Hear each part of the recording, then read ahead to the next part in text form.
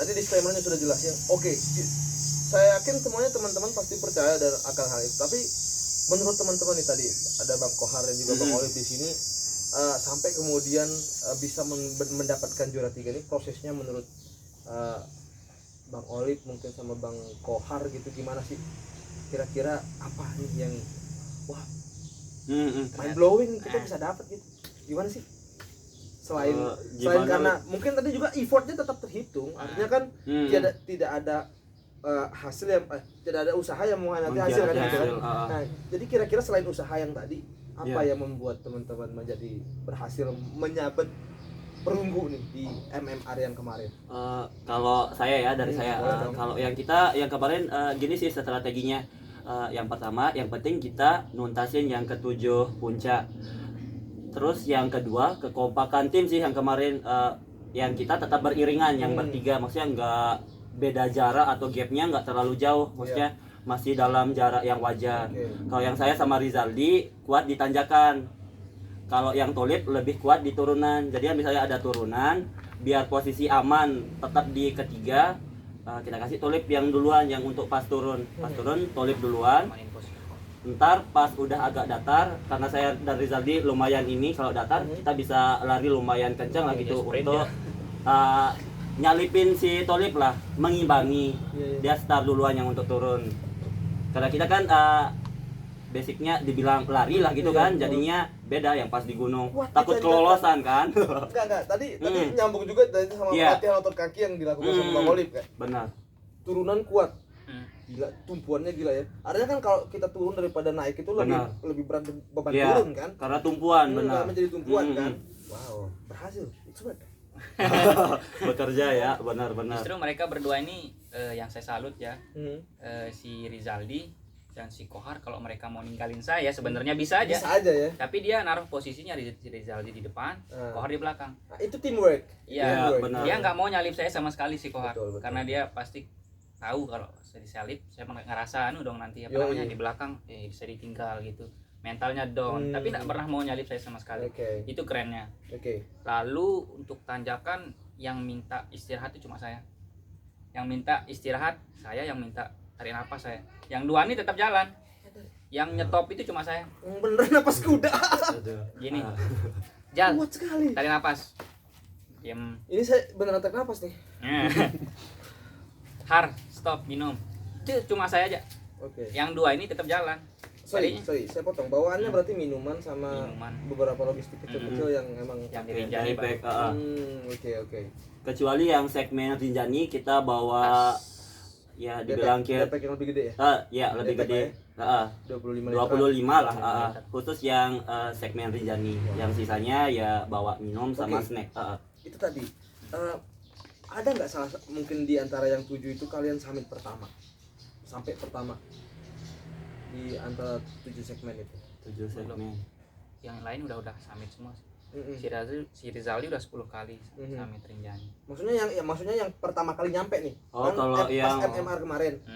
Yang duluan sampai nih. Itu kan kejar-kejaran ini. Kejar-kejaran pertama checkpoint dulu, di atas sama di bawahnya kan? Di bawah. Ada nggak kalian yang finish jadi yang pertama? Di kemarin itu? Nggak ada sih. Rata-rata di posisi? Rata-rata yang Rinjani posisi 4, yang sisanya tetap ngamanin posisi 3. Karena posisi 4.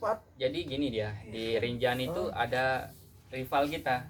Dia dari tim pengelola bukit-bukit ini. Jadi pengelola ini dia pengelola Kondo kalau nggak salah ya. Ya, nama timnya ngirim 2 tim juga. Tim Dongak Jelo. Itu namanya. Dongak Jelo, melihat matahari lah gitu ya, mungkin bahasa Indonesianya. Jadi kita salip-salipan sama dia di Rinjani. Di Rinjani. Rebutan juara 3-4 sama dia di Rinjani. Ciri khasnya tiup-tiup peluit sih yang kemarin. Kita manggilnya tim peluit karena selang 5 menit tiup peluit. Itu maksudnya itu yang apa ya, rival ya kompetitor kita benar gitu ya. Kalau 1-2 Koros sama Epen Bale. Tapi kan kemarin yang pertama kan Epen Bale. Epen Bale yang Rinjani kedua Koros ya. Berdua itu. Terus 3-4 yang ketiga 4 Dongak Jelo sama yang Sembalun 1. Maksudnya kan ini gengsi lah ya. Sorry itu saya nih. Saya bilangnya walaupun gimana pun teman-teman itu nggak orientasi terhadap juara. Ya, benar. Itu kompetitif. Benar. Artinya kan kemarin teman-teman apa ya, bikin perlawanan gitu. Iya. Wow, itu posisi 4. Dia berapa tim sih kemarin? Di awal Rinjani itu 13 tim. 13 tim. Jadi waktu kita mau nyampe Pelawangan di dekat dah mau nyampe Pelawangan. Pelawangan Sembalunnya. Kita baru sadar kalau kita di posisi 3. Kita di posisi 3 Pelawangan ya. Di Tim yang Pelawangan masih 3. pengelola ini. Enggak kalau Nggak. Kita udah nyadar. Oke. Ternyata tim pengelola ini yang posisi 4 nyalip kita waktu mau nyampe punggungan. Mau nyampe punggungannya. Jadi Mungkin ini kan yang dimaksud sama peribahasanya, kalau kalian mau maju jangan terlalu sering melihat ke belakang. Majulah terus ke depan. Ya, fokus depan ya. Tiba-tiba sudah posisi 3 dan 4. Dan itu 3 dan 4. wow, itu segmen hari pertama kan? Ya, hari Dan pertama. posisi keempat tuh not bad. Ya, It's not bad masih at all, nggak man. buruk dan benar-benar. dia tim pengelola yang tiap hari kalau ada apa-apa naik bukit. Iya, maksudnya kan udah nggak takut lagi gitu kan. Nggak asing lah gitu Maksudnya, kan. Sorry, bukan Yeah. maksud meremehkan dan sebagainya atau mengentengkan begitu. Iya. Epen Bale, saya nggak heran Epen Bale itu juara 1 di segmen Rinjani. Iya, benar. Karena memang pertama teman-teman Epen Bale sama Diba dan kawan-kawan itu sudah mengetahui medan. Walaupun fisik Yeah. juga kan bisa kita apa istilahnya ya? Yeah. Ada batasnya gitu. Tapi Benar. setidaknya pengetahuan akan medan, jalur-jalur yang bisa ditempuh itu kan sangat berpengaruh. Ya, udah Nah, hafal jadi, benar. bukan bermaksud mengentengkan, tapi itu diuntungkan. Iya. Oleh maksudnya dibandingkan tim Koros misalnya gitu. Iya, benar. Apalagi ceritanya ada sempet sasar-sasarnya Iya. gitu kan. Ya, ada kesalahan. Maksudnya Yang ada Koros jalur benar. yang ternyata Salah lebih belok. panjang gitu kan. Benar. Nah, artinya kan ini nggak lepas juga dari effort dan juga usaha dari tim Epen Bale gitu. Walaupun sekalipun seandainya tim Epen Bale itu sudah mengetahui medan, tapi persiapannya kurang, ya nggak mungkin dong gitu kan. Iya, Artinya benar. kan kayak misalnya ibaratnya nggak ada pendaki pemula, nggak ada pendaki senior, yang Iya. ada pendaki siap gitu kan. Benar. Jadinya dalam konteks itu juga kesiapannya itu yang membuat dia benar. berhasil kan gitu. Iya. Nah sekarang gini, ini sorry nih, Ya. bukan bermaksud kemudian kita ngambil apa ya, keuntungan dari apa istilahnya, kesusahan orang lain atau oportunis lah gitu. Ada nggak maksudnya dari sekian belas tim yang berlomba, Ya. kemudian teman-teman tuh diuntungkan dari tim yang cedera? Ah. Sorry to say nih, artinya kan kita Oh iya, benar. bukan bersenang. Iya, paham. Iya. Ternyata tim Jembatan Sembalu ini senang-senang kita cedera gitu kan, nggak gitu kan? Dan Iya, benar. Artinya tanpa melepas rasa kemanusiaan kita kan? Itu gimana tuh? jadi waktu di segmen Sempana sehari setelah Rinjani ya, kita kan rebutan posisi 3 dan 4 sama tim pengelola. Oke. Jadi di segmen Sempana kita salip-salipan lagi sama Iya. tim pengelola ya. Tim pengelola yang tadi. Ya, yang tim dong aja lo benar. 3-4. Ini rivalitas Ya. ya. Jadi Benar. di sana kita nyalipnya itu waktu di tanjakan ini ya. Ya, yang zigzag. Yang Benar. zigzag di Sempana. Ya, Sempana yang Nyalipnya, zigzag. Itu neraka itu. Kelihatannya bagi ya. yang belum pernah ke Sempana siap-siap. Zigzagnya ini sih Itu bikin- ancaman ya. Bergidik. Bulu kuduknya bergidik. Lanjut. Zigzag, Dan benar. itu kita los sempat nggak kelihatan di belakang. sempat Cuma nggak pas kelihatan. mau nyampe puncak Sempana mereka udah di belakang kita. Jarak sekitar 3 menit lah. 3 menit Di atau belakang 5 kita. menit lah gitu. Kita nyampe puncak, dia setelah kita dia stop apa namanya? Checkpoint. Checkpointnya yang Baru di kita puncak. los. Nah, di sana kejar-kejaran lagi pas Baru baliknya. kejar-kejaran. Dan Pas turun? Pas Pas turunan. Nah, di sini kita pakai formasi yang tadi Ya. yang saya jos duluan pas di zigzag. Ya, Saya turun duluan, amanin posisi 3. posisi 3. Karena habis dari turunan zigzag itu kan hutan. Ya. Mereka bisa sprint. Pas di hutannya strategi kita biar ini saya dan Rizaldi bisa Bisa sprint. sprint Oke. untuk mengimbangi Tolip Jadi saya biar samaan. saya tinggal Kohar sama Rizaldi, saya amanin posisi 3. Hmm. Dan ternyata mereka juga gitu sistemnya. Oke. Si Ya. ketuanya ya, Ya, yang suka Ketuanya. new peluit, dia duluan dulu, dia duluan. sisa yang dua yang di belakang. Cuma Ya. keterangannya yang kemarin sih kita nggak tahu apakah ini strategi atau gimana. Teman kita ada satu yang cedera, kakinya agak keselio lah gitu bahasanya. Cuma setelah kita ngelihat kayak ke belakang, bentar sih ngelihat belakangnya takut masa lalu kan. Oh. Ya udah sih, jadinya dia bilang keselio, cuma pergerakannya cepet banget. Cepet. Maksudnya Bahasanya yang ketika- bajunya itu kan oren-oren gimana mencolok, jadinya Mencolok, kalau kita betul. ngelihat belakang kelihatan sekali. Ngebut juga nih orang. Ini dia bilang cedera tapi jalannya masih Ngebut. kencang. Aja ya tekniknya. Jangan-jangan ini Teknik bagian dari rahasia. strategi Oke, gitu kan. strategi, oke. Akhirnya tak bilang Rizaldi, Zal kayaknya untuk yang sekarang segmen Sempana kita harus lebih cepat ya, setidaknya kita posisi 3. Jadi ya mulai dari sana mulailah agak ada inilah semangat apinya lebih berapi-api. Artinya nuansa kompetisinya tetap terasa gitu ya. Walaupun rivalitas juga tidak akan melunturkan persaudaraan. Benar. Kita bercanda-bercanda. Bersaing sehat sih. Artinya sehat gitu kan. Artinya kompetitif lagi. Nggak ada istilahnya saling sliding gitu. Nggak ada. Saling sliding di sana mungkin saling istilahnya saling dorong ke jurang. Kan bahaya. Saling menyemangati sih sebenarnya. Planet kayaknya kita Apalagi sama Mbak Uki satu ya. sama lain. Semangat Mbak Uki. Semangat Mbak Uki, ingat kita ya. Oke, artinya kan benar. artinya kan ada proses dan tadi ada beberapa kesempatan juga yang tadi teman-teman memang mungkin ada di kesempatan yang diambil ketika ada tim lain yang mungkin lengah atau kemudian cedera dan sebagainya. Itu kan artinya itu kans yang harus kita ambil. Iya, benar. Artinya seperti yang tadi saya bilang, rivalitas tetap jalan, tapi persaudaraan juga tetap terjalin kan begitu. Artinya di event yang kemarin tuh selain kemudian kita kompetisi, artinya kita juga kan menambah silaturahmi, bertemu dengan orang-orang baru dan ternyata orang-orang baru benar. Pengalaman mereka juga lebih ini luas dan mantap begitu. Benar.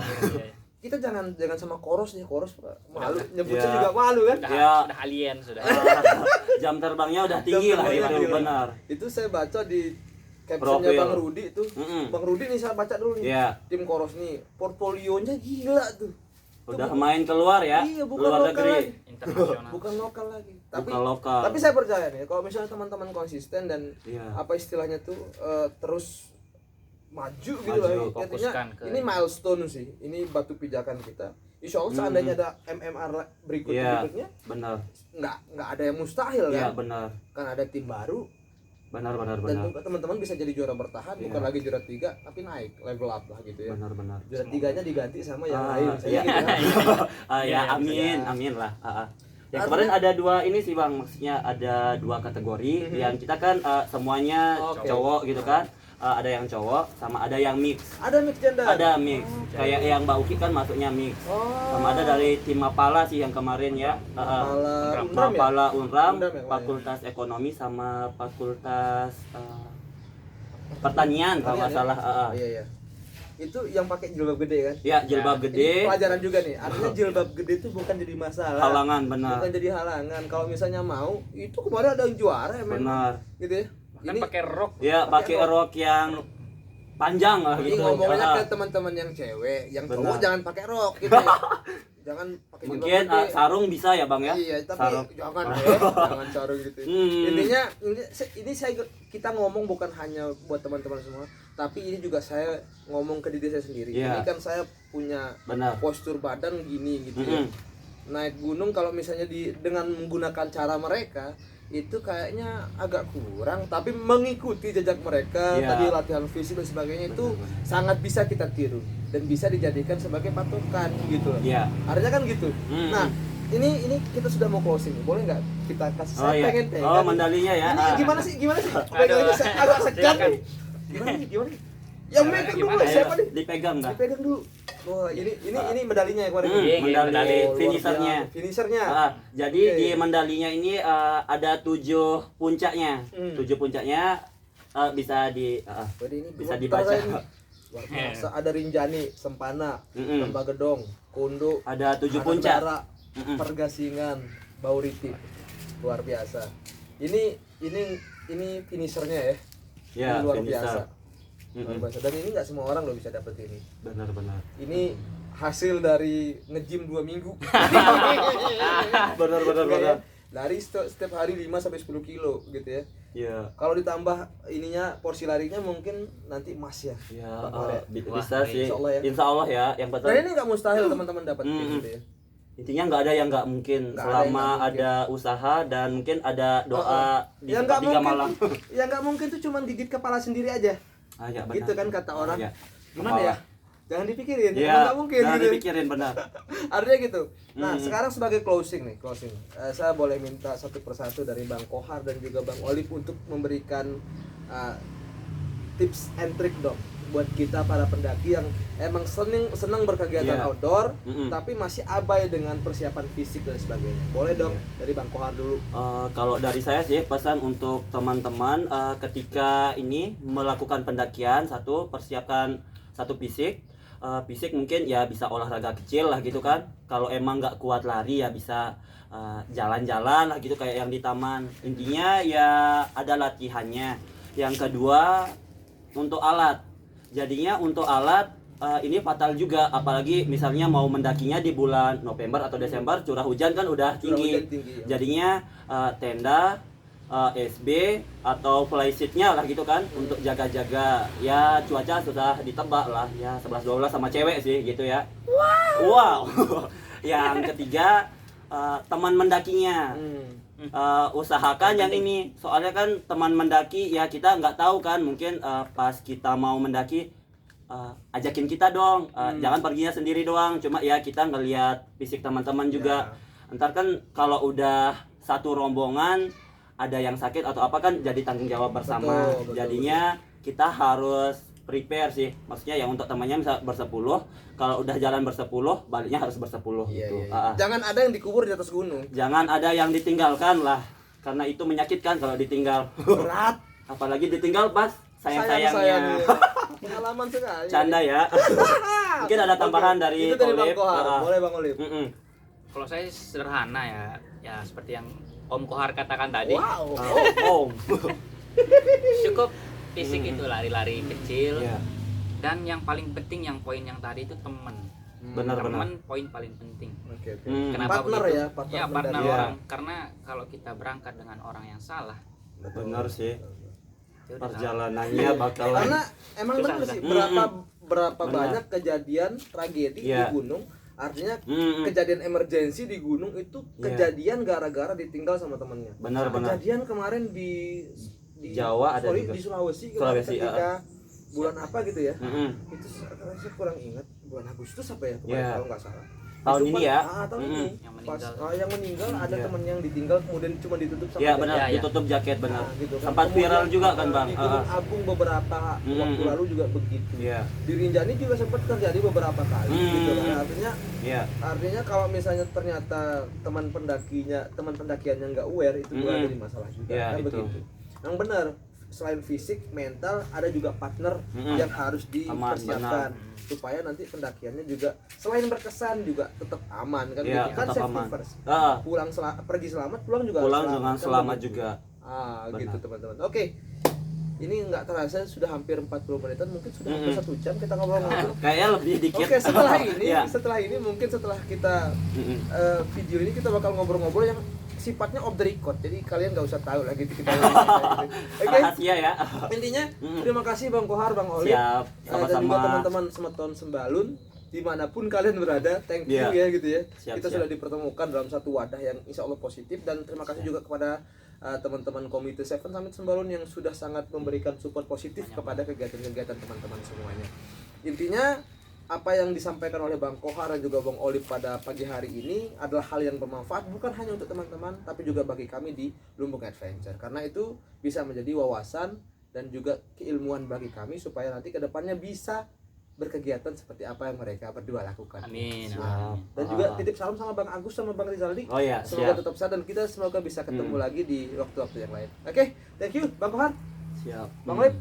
Yang terakhir, boleh tolong bakso. I love you. Pak Marianto, I love you. Pak Marianto, makasih ya. Pak Marianto. Salah satu sponsornya yang kemarin. Pak Marianto ini Lumbung Adventure juga belum.